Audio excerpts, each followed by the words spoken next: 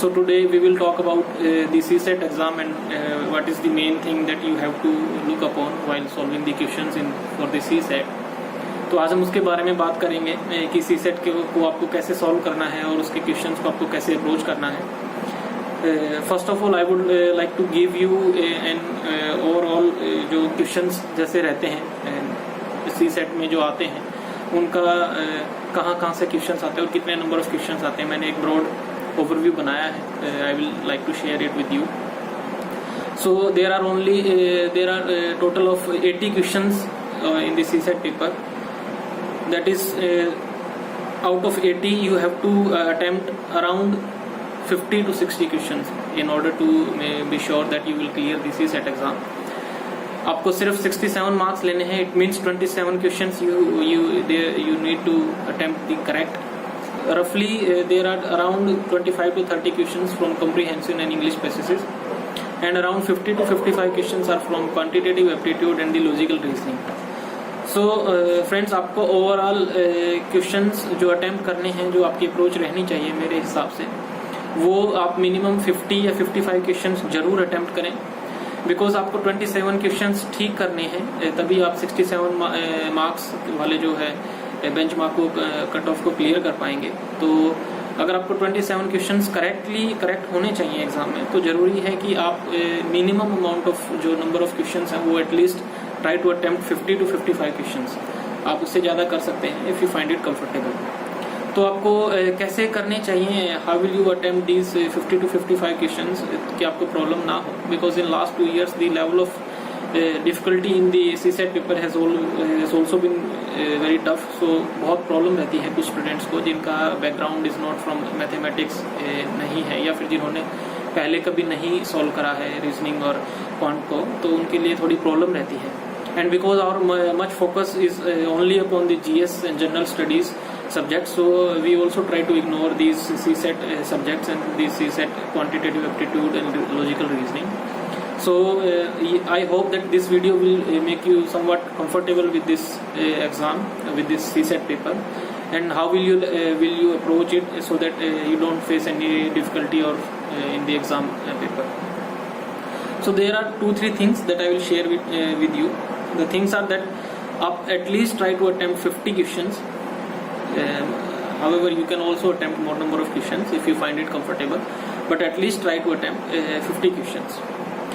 Second thing is that if you cannot go with one size fits all approach. So there is no hard and fast rule in UPSC that you have to first attempt logical reasoning questions or you have to first attempt the quantitative aptitude questions. I would like to say that if a student is confident in quant or logical reasoning, then he should first attempt the quantitative aptitude and logical reasoning questions. Only after that he should move to the comprehension part. But if a student is not very comfortable with the quant and logical reasoning, then he should first focus upon the comprehension and passages, and after that he should move towards the quantitative aptitude questions. So the thing is that you have to only cross a fixed benchmark, that you have to only score 67 marks in the CSET paper. So try to give your maximum time to that part, to your strong area in which you are very comfortable. So अगर आप comprehension में ज़्यादा comfortable हैं तो आप maximum part अपना comprehension में दीजिए, ताकि आपके वहाँ से ज़्यादा नंबर ऑफ क्वेश्चंस ठीक रहें.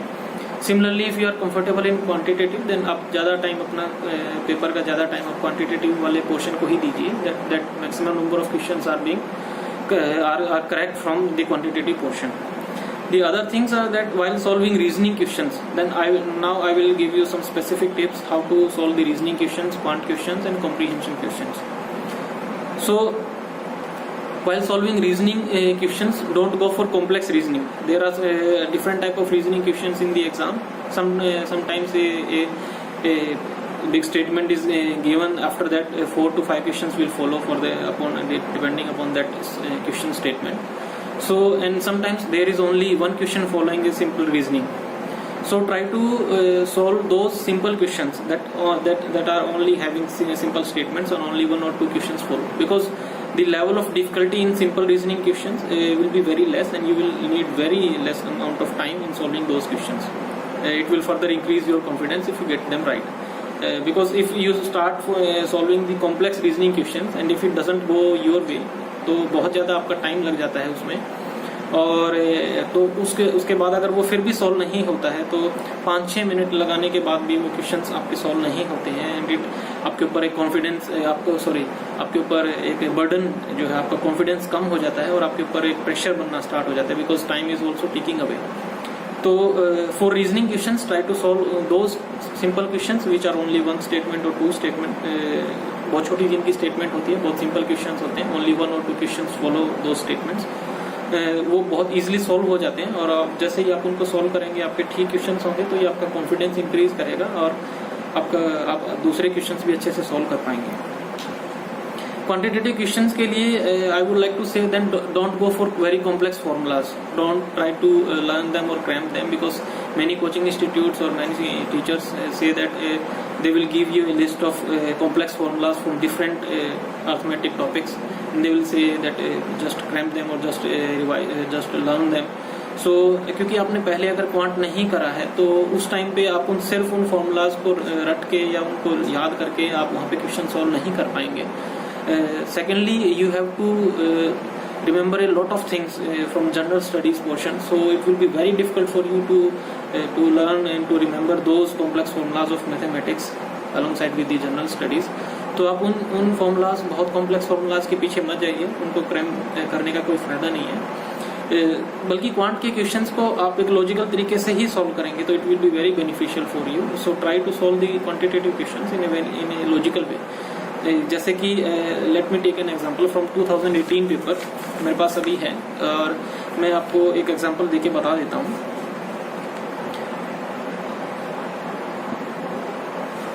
जैसे कि इसमें एक क्वेश्चन है अभी हमारे पास. So let me tell you the question. So a shopkeeper sells an article at ₹40 and gets X% profit. However, when he sells it at ₹20, he faces same percentage of loss. What is the original cost of the article? तो इस question के according to this question, and the selling price of an article is ₹40 and he gets some X% profit. But when he sells it at ₹20, he gets the same amount of or the same percentage of loss. So the cost price must be somewhere between these ₹20 and ₹40, because these are the two selling price. At one selling price he is incurring a loss, and at one selling price he is incurring a profit. So and the profit is same. It means the cost price must be somewhat between these two selling prices, that is ₹20 and ₹40. Selling price must be between these two prices, and वो इस तरह से होना चाहिए that कि वो इस तरह से बीच में हो कि उसको उतना ही प्रॉफिट और उतना ही लॉस हो. तो जैसे options are ₹10, ₹20, ₹30 and ₹40. So obviously ₹30 will be the answer, because ₹30 is that amount which is between the ₹20 and ₹40, और वहां से उसको 10 रुपए का ही फायदा और 10 रुपए का ही नुकसान हो रहा है.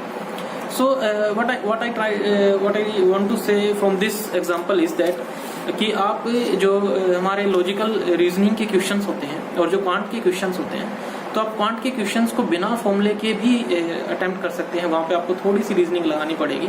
तो कोशिश करिए कि आपको फॉर्मूलाज बहुत ज़्यादा याद ना करने पड़े और आप ऐसे लॉजिकल तरीके से उन क्वेश्चंस को सॉल्व करेंगे, then it will be very beneficial for you. आप जल्दी से सॉल्व भी कर पाएंगे. ठीक है, मैं आपको एक ट्रिक और बता देता हूँ इसी सेट के क्वेश्चंस को अटेम्प्ट करने के लिए. द सेकेंड थिंग इज, अगर क्वांट के क्वेश्चंस आते हैं, जनरली अर्थमेटिक्स से रिलेटेड क्वेश्चंस आते हैं और उसमें आपको सॉल्व करने में, डायरेक्ट सॉल्व करने में प्रॉब्लम्स होती हैं या आपको फॉर्मूलाज याद नहीं है, तो try to go in an inverse way, कि आप ऑप्शंस को उठाइए और ऑप्शंस को फिट करके देखिए that which option is fulfilling all the conditions. जैसे हमारे को एग्जाम में कंडीशंस दी होती हैं that there is some number, अगर हम उसमें ये करते हैं तो ये होता है, उसमें ये करते हैं तो ये होता है. Like there is a question, age से रिलेटेड एक क्वेश्चन आता है कि इतनी एज थी 5 साल पहले, हम इतना कर देते हैं, 5 साल बाद उसकी एज इतने टाइम्स हो जाती है, पहले इतनी थी अब इतनी हो जाती है. ऐसी कुछ conditions are given in the question. So there are 4 options are given in the answer. So अगर आप डायरेक्टली सॉल्व करना थोड़ा डिफिकल्ट रहता है, इक्वेशन बहुत बड़ी बनेगी, आपको सॉल्व करने में प्रॉब्लम होगी और आपने पहले नहीं करा है, then what you can do is start with the options. You go with you take first option, then try to fit it into the conditions of the question. If it satisfy all the conditions, it means it is the answer. Otherwise then go to fourth option. आप पहले first option पे जाइए, फिर fourth पे जाइए, फिर second पे जाइए, फिर थर्ड पे जाइए. तो या आप पहले बी और सी को भी ट्राई कर सकते हैं. So it is only try the options कि which option is fulfilling all the conditions, और आप उनको फिट करके देख लीजिए. तो आपको पूरा क्वेश्चन सॉल्व नहीं करना पड़ेगा और आप ऑप्शंस को कर करके जल्दी कर पाएंगे. तो this is the reverse way. ये मैं उन कैंडिडेट्स के लिए बोल रहा हूँ जो फॉर्मूलाज में या फिर कॉम्प्लेक्स इक्वेशंस को सॉल्व करने में थोड़ी प्रॉब्लम फेस करते हैं. तो ये this is for only those candidates. The third thing is if you find any questions very difficult, जिसको आप नहीं समझ पा रहे हैं कि ये इसमें क्या पूछा गया है और मेरे को इसके बारे में कोई अंदाजा नहीं है, तो just try to leave it. उसको छोड़ दीजिए. Don't waste your time in that question because you have to only score 67 marks. That is only 27 questions you have to attempt correctly. It means you don't have to attempt each and every question.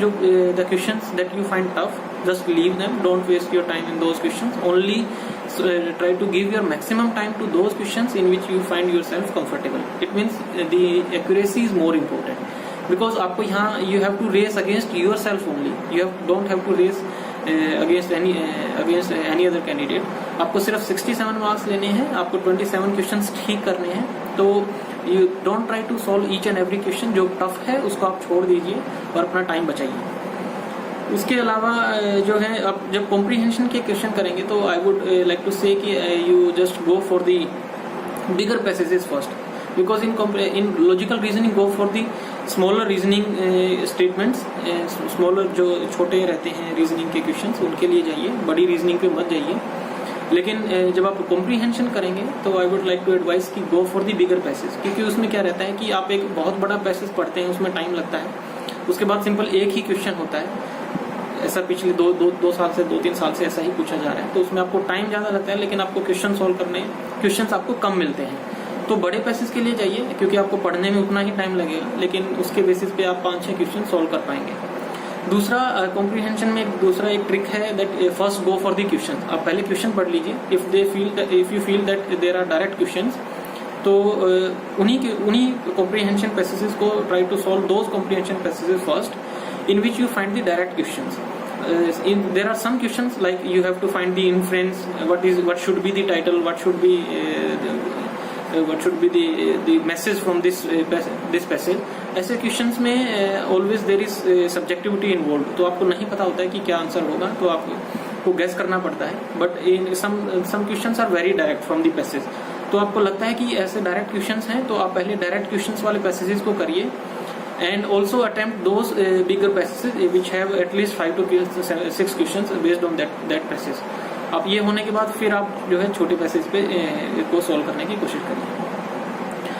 And last not the least advice is that do not panic in the exam, because CSAT एक ऐसा paper है जहाँ पे आपको जो आप पूरा time आप जीएस की तैयारी करने में लगाते हैं, लेकिन सेकंड पेपर आपका सीसेट का होता है. आपने बहुत अच्छे से तैयारी उसकी नहीं करी होती है और समटाइम्स आप बहुत ज़्यादा कंफर्टेबल भी नहीं रहते हैं उस सीसेट के पेपर्स में.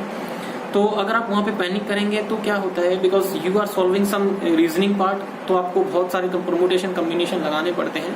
तो आपके ऊपर प्रेशर बिल्डअप होना स्टार्ट होता है. जैसे आप एक रीजनिंग सॉल्व कर रहे हैं, उसमें आपको 5 या 6 मिनट लग जाती हैं, उसके बावजूद भी आप उसको सॉल्व नहीं कर पा रहे हैं, तो आप बहुत पैनिक कर जाते हैं. प्रेशर इंक्रीज कर जाता है और आप फिर उसके बाद वो लॉजिकल रीजनिंग नहीं ढूंढ पाते हैं या फिर वो आंसर नहीं निकाल पाते हैं जो कि आप एक काम एंड कंपोज माइंड से निकाल पाएंगे. तो ये एक मैं कहूँगा कि दोनों तरीके से आपके ऊपर बर्डन इंक्रीज करता है और आपकी परफॉर्मेंस डाउन होती है उससे. So first thing is do not panic. First and last thing is do not panic in the exam because it decreases your efficiency. What ever questions you can attempt right, you will attempt them wrong, so it will hurt you more. So try to maintain your attention and the calm and composed mind during the exam, so it will help you. So friends, यही है मतलब CSAT के लिए आप जो मेरी जो advice थी. बहुत सारे स्टूडेंट्स ने बोला था that I should make 1 video for CSAT, और बहुत सारे स्टूडेंट्स ने बोला था that I should be bilingual in my videos, क्योंकि बहुत सारे हिंदी मीडियम से स्टूडेंट्स भी रहते हैं और इंग्लिश मीडियम से स्टूडेंट्स भी रहते हैं. So I have tried these things कि मैं बाइलिंगुअल भी रहूँ ताकि आपको इससे मैक्सिमम बेनिफिट मिल सके, हिंदी मीडियम वालों को भी और इंग्लिश मीडियम वालों को भी।